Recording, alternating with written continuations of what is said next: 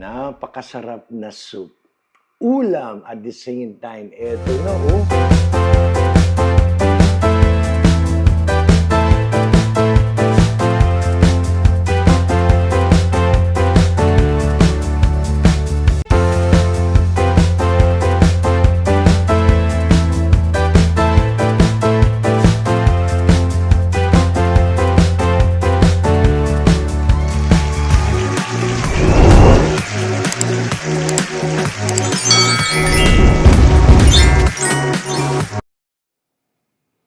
Gusto niyo ba ng masarap na soup? Soup na, pwede ring ulam. Bukod sa pwede ng ulam, pag nilagyan niyo ito ng katerno, panalo to, malakasan to. Anong iluluto natin ngayon? Eto na. Napakaraming mais. Ngayon, summer, alam niyo ba, ang mais dito, eto mga regular na mais na yan, pag hindi season, nasa $1 each. Pag hindi season ng mais, kaya bihira tayo magmais dito, nag-inisa. Pero, pag yung season like now, from $1, yan po ay 5 cents na lang. Kaya ang bilihan ng mga Pinoy dito, kahit yung iba, marami yan. Imagine, from $1, magiging 5 cents. So today, ngayon, yan ang ating lulutuin. Napakasarap po nito. Yung iba nga ho, eto lang. Gusto nilang ano na to. Ito na ang dinner or lunch na. Kasi nakakabusog talaga to. Ito, ginayat ko na ang ating mais. Hindi po siya yung yellow. Ito po yung white corn. Matamis ito, yung white corn. Yan ang gagawin nating ginisang mais at palalaputin natin ng konti. So, since meron po akong hipon, na isasahog, medyo maganda yung aking hipon. Ayoko naman ma-overcook. Ang sarap ng aking soup. Pag kinain ko, ano siya? Alam mo, malambot yung hipon na hindi overcook. Kaya ngayon, medyo ihahalabos natin ng konti yung ating hipon. Ito, pinainit ko na itong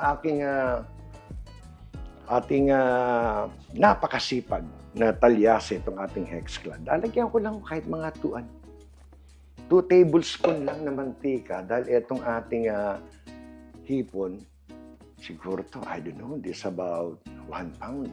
So, ihahalabos ko lang, medyo half cook lang ng konti, matanggal lang yung lansa. Pero ayokong isama sa gisa. So, lagay muna natin dito. So, wag lang hindi maging pink yung inyong hipon, half cook, hanguin nyo na, saka natin uli isasama, ibabalik natin pagluto na yung ating soup. Lagyan ko ng konting patis para medyo may timpla ng konti. May na yung paminta. Siguro ito mga 1 teaspoon lang. Konti lang naman itong ating Ayan, huwag lang hindi lumasa. Habang hinahapok natin. Ayan na, ganda. Siguro ito, this about 3 minutes. Then, nahanguin ko na to. 3 minutes. Ito na. Ang ating hipon, medyo hinapcook ko lang, medyo pinagulong na lang natin ng konti sa mantika. Ito, mamaya natin ihahabol yan. Kasi palalambutin natin yung ating mais para lumapot. Dagdag lang ako uli ng konting mantika pa dahil magigisa na tayo. Tuloy-tuloy lang to. Ang matagal lang ho dito yung magpalambot na mais dahil palalambutin nyo rin yan para lumapot. So, eto na. Alam nyo, hindi ako naghugas ng kawali. Naandyan ang katas ng hipon, ng konting patis na nilagay natin. Ayan na. Sama-sama na yan. Halo-halo na mamaya yan. Ito po, ang ating bawang. Medyo may karamihan, halos, half cup ng minced garlic. Ayan, lagay natin. Gusto ko maraming bawang yung itong aking soup. Alam niyo, paborito ng mga ko to, itong corn soup na to. Sa bagay, sa Marikina rin, lalo pag yung panahon ng mais. Nako, gustong-gusto namin ng kahit saan pwede nyo iterno. Kung walang panterno, yan mismo, ulam na ho yan. Napakasarap. O, paano? Dating gawi sa ating mga kasama dito sa kusina. Paguluin ang bawang, pag medyo golden brown, maglalagay na tayo ng sibuyas. Ingat sa bawang dahil ito'y soup ayaw namang masunog ang bawang nyo, lalasa yan. Kaya pag medyo malapit na mag-golden brown, alalayan nyo, lagay nyo na agad ang inyong sibuyas para wag dire-diretso sa pagkasunog. Ito, 1 cup. Lagay natin. Dinice ko lang ng maliliit para by the time caramelize yung ating sibuyas, tamang-tama, masarap higupin yung soup ninyo. Hindi naman bumabari yung ating sibuyas. So, eto, wala pa ako nilalagay ng kahit ano. Yung palang ating konting mantika at yung katas ng patis na nanggaling sa hipon. So, eto lang, medyo higasin nyo lang ang inyong sibuyas hanggang maging translucent. Lalagyan na natin yung ating baboy. Okay, bago maluto na uso yung ating sibuyas, lagyan ko ng konting paminta. Eto, dito magkakatalo tayo sa paminta. May gustong talab na talab yung paminta sa kanilang soup. Merong konti lang, depende sa inyo yan. Eto, dahil soup, may nasa akin dito halos 1 tablespoon or more than 1 teaspoon. Gusto ko medyo talab yung aking paminta sa soup. Pwedeng wag yung damihan. Habang nagsusup kayo, pwede naman kayo maglagay ng paminta. Baka yung iba, ayaw kasi. So, itong ating paminta, ito, mahina na ang 2 tablespoon agad. Wala naman tayong mamaya. Dadagdagan natin ng asin na lang yan. O, ito. Ibirahin natin ito ng 2 tablespoon agad. Yan. I think more than pa yan. Baka 2.5 pa. Wala naman tayong ibang timpla dyan. So kung mga 2 yan, plus kanina, meron na tayong 1 dun sa ating hipon. Halos 3 na pala to, no? Okay. Ayan, nakikita nyo. Ang ganda ng ating gisa at yan ay maluluto pa once na niligay ko itong ating baboy. Itong ating baboy, ito naman konti lang. Ito lang, 1 cup ng hiniwa ko, maliliit lang. Kaya hindi ko na dito na siya magmamantika habang ginigisa ko sa bawang sibuyas. Hindi ko po alam. Hindi ko nakalakihan na merong, what do you call this, kamatis. Yung ganitong luto. Ang alam ko sa ganitong luto, bawang sibuyas lang. Yan ang ating nakalakihan. So, ngayon, meron na tayong paminta at patis. Igigisa nyo lang po inyong baboy. Maganda ho kasi ito. Magmantika ng konting baboy para lumasa. So, it could be 5 to 10 minutes. Alam nyo, 15 minutos din. Kasi gusto ko magmantika yung aking baboy. Gandang nagmantika, Hindi ko muna tatanggalan ng mantika. Yan. Pag yung nakita natin nilagyan ng tubig at nagmamantika ang ibabaw, doon natin tatanggalan. Ganda konting halo muna. Ayan na. Nagmantika na ating baboy. Ang bango. Ayan. So ngayon, lagyan natin ng konting pampasarap. Konting butter. Lagyan natin para pag-higop yun ng soup mamaya. May kakaibang lasa. Lalagyan ko siya ng butter. Pero ang nakalagay po ay, I can't believe it's not butter. Pero po siya ay butter. Pero sabi nila hindi. Naku huwag niyo na akong tanungin. Ito taon na po namin ginagamit ang butter na to na I can't believe it's not butter. Nalagyan ko siya ng siguro to mga 2 tablespoon. Ayan. Sayang, simutin ko. Ayan na. Ayan, nasimot. So, magkakaroon siya ng kakaibang flavor. May konting butter lang. Ayan. Lagyan natin dito. Alam niyo, ilalagay na natin ang ating mais. Igigisa natin ang ating mais. At dyan naman natin palalaputin, lalagyan ng tubig, we'll see. Nakikita ko sa inyo, eto na. Tunaw na ang ating butter. Ito po ay 6 na mais ang aking ginayat. Ayan, 6 po lahat yan. Ang laki ng mais ay parang sa Pilipinas lang. Mga ganito po. Ganyan po sa isang mais na ginamit ko. So, ilagay natin, kagandahan ng ating apoy. Ayan, nakita niyo ang ating gisa. Marami dito, 6 na mais, pero marami rin. Alam niyo, lalagyan ko ng tubig to para masimot ko pa. Pero ngayon, igigisa ko muna ang aking mais. Mamaya natin lagyan ng tubig yan. Lakasan ng konti ang ating apoy. Ayan na, narinig ko. Sumisipol. Alam nyo, yung iba dito, naglalagay pa ng kalabasa.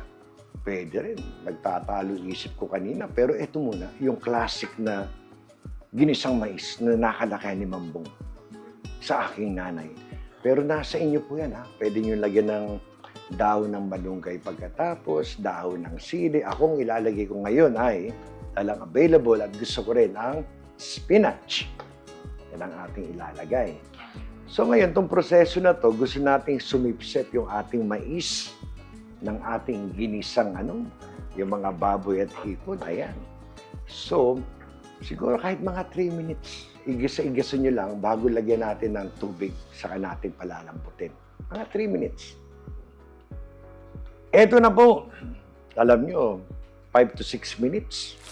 Kasi gusto kong sumipsip ng gusto yung ating mais. Sipsipin niya yung ating gisa. Bago yung tubig. Ayan, naku. Nag-aalim po yun. Amoy na amoy ko ang mais at ang gisa. Ayan po, nakita nyo, na-absorb lahat ng mais yung ating mga liquid na nandyan, yung ating mga ginisa. Ayan, saka natin lalagyan ng tubig. Diyan na mag-uumpisa ang palambutan. Sabay ilalagay natin sa bandang uli yung ating hipon na half cook. Naku po, ulam na to eh. Kahit walang katerno to, panalo to.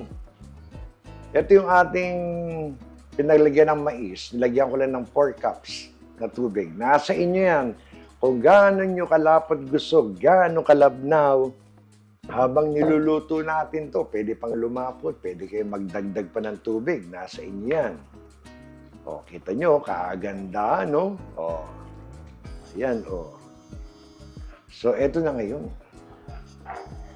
Tikman ko kaya.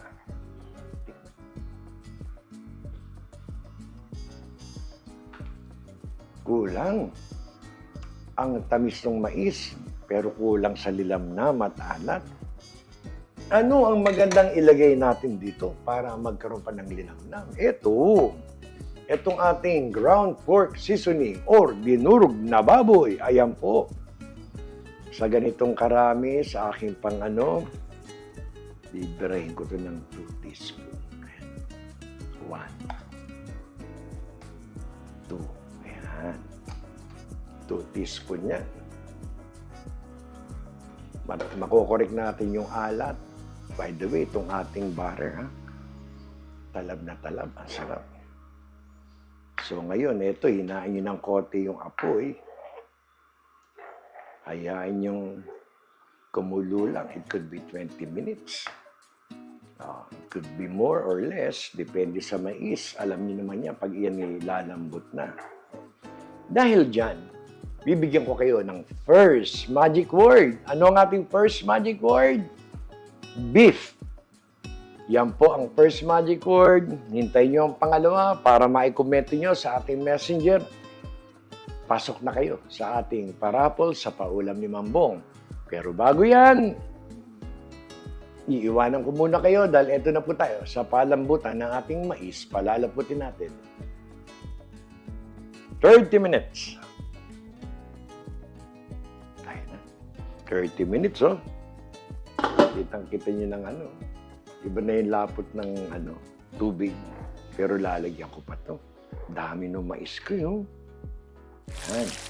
So, dito magkakatalo. Dahil yung iba naglalagay sitaw, iba hindi naglalagay ng gulay. Ako, nakagawian ko ang bitsuela. Subukan nyo to.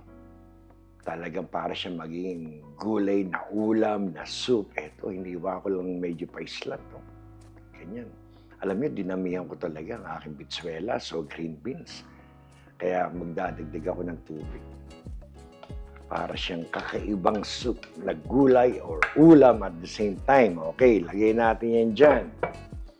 So, lalapot lalo to, kukulangin tayo sa tubig. Pero ito, malapit na to. Dahil ayaw nyo naman ma-overcook ang inyong green beans. Ito, lalagyan ko pa ito ng mga 2 cups bago ko ibalik yung shrimp. Then, itong ating spinach, done na to. Ganito kabilis to. Sarap. Siguro lagyan ko ng mga 2 cups. Yan, 2 cups ko na. Ayan, tinodo ko na. So, pakukuluin nyo lang ulit to para medyo lumambot ng konti, maluto ng konti, yung inyong bichuelas o green beans. Ito ngayon ang itsura niya, oh. Ganyan. May green beans, may mais. Yan ba naman, soup at the same time, ulam, di ba? Oh, ilalagay ko na rin itong ating hipon. Ito yung ating hinapkok na hipon kanina, ganda, oh. Magkakaroon pa ng ibang lasa yan. So again, depende yan sa timplang gusto nyo. Kayo nang tumansya ng alat. Yung iba, naglalagay talaga ng asukal dito. Ang tamis ng mais, hindi nyo na kailangan. Nasa inyo pa rin yan. So, ayan. Pagkulo nito, done. Magpe-plating na tayo niyan. Pero pakikita ko rin sa inyo. Dahil dyan, bibigyan ko kayo ng pangalawang magic word. Ang pangalawang magic word ay mommy. So, yung nauna kanina, saka yung ngayon, tong mommy, pagdudugtungin nyo lang, send nyo lang through messenger, pasok na kayo, good luck sa inyo, sa isa na namang paulam ni Mambong. Ito na. 2 minutes para yung ating bitsuelas, saka yung ating hipon, lumasa na. Kahit walang rice or extra rice. Luto na po ang ating green beans. Nag-blend na ang ating hipon. Ayan po. Ayan na. Malapot-lapot ang ating soup. Siya po ay luto na. Wala po tayong malunggay. Pwedeng malunggay. Wala po tayong daon ng sili. Pwede nyo lagyan. Ito pong ililagay natin. Ang spinach. Pagbaksa ko nito, papatayin ko na to. Plating na tayo. O, lagyan ko muna ng konti. Kalahati siguro nito. Ganda nitong tignan. At ayaw nyo masobrang maluto ang inyong spinach. Ako nga, nilalagyan ko ng spinach yung aking bowl. Saka ako lalagyan ng soup. Maluluto na kusa yan. So, ayan na. Kumukulo na to. Papatayin ko na to. Ibe-blend ko lang yung ating spinach. Done. Pagbalik ko, plating na tayo. Pakikita ko sa inyo, ha. Tapos na po ang ating ginisang mais. Gutom na naman si Mambong. Ito na po. Ang soup. Ulam. Kung ano man gusto ninyo. Ito po ang version ni Mambong ng ginisang mais. Napakasarap po nito. Tinikman ko. Ang tamis ng mais. Diyan po sa atin sa Pilipinas. Naku, may mais pa tayong lagkitan. Pampalapot ng husto ang tatamis ng mais. Ayan po. Subukan niyo po. Lalo po yung may bichuelas, yung green beans. Napakasarap po. Lapag natin dito. Tayo magpasalamat. Muli, isa na namang mapagpalang araw para sa inyo pong lahat. Salamat sa Diyos. Tayo po'y may masarap na ulam, ginisang mais. Hanggang sa muli, kayo po'y kaiingat. Salamat.